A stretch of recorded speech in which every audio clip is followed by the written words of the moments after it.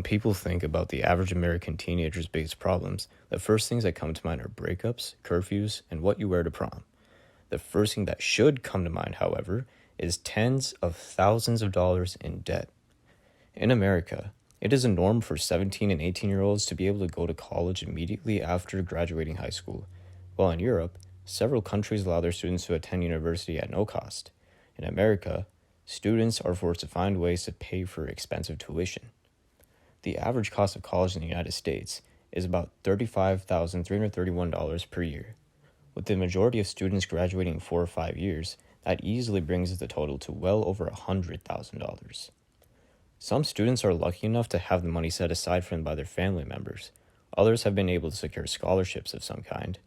Even a few have joined the military to negate the cost of higher education. A vast number of young Americans don't have these options in hand, though, especially those from lower socioeconomic backgrounds. Consider the people whose parents aren't financially affluent. There's little to no money set aside for them.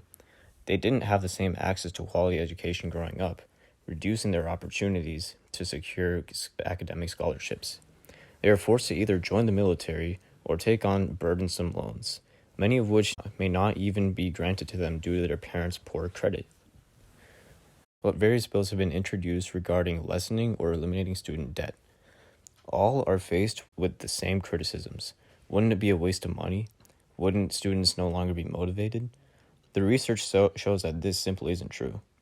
Reduced tuition has been proven to increase graduation rates. The Florida Student Assistance Grant, which provides low-income students with an additional $1,300 grant on top of Pell's grant funds, increased 6 years bachelor degree attainment rates from 21 to 26%. The Wisconsin Scholars Program, which provides a $3,500 annual grant for low-income students, did the same thing, increasing on-time graduation from 16% to 21%. Students are not the only ones who benefit from the reduced tuition and student loans. Studies show that the country benefits as a whole. Increased education rates decrease crime rates. They also decrease opioid usage rates, decrease divorce rates, and decrease single parenthood rates as well.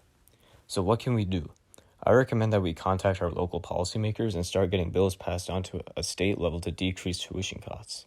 Using legiscan.com, you can search up the current pending bills regarding higher education, finance, and policy.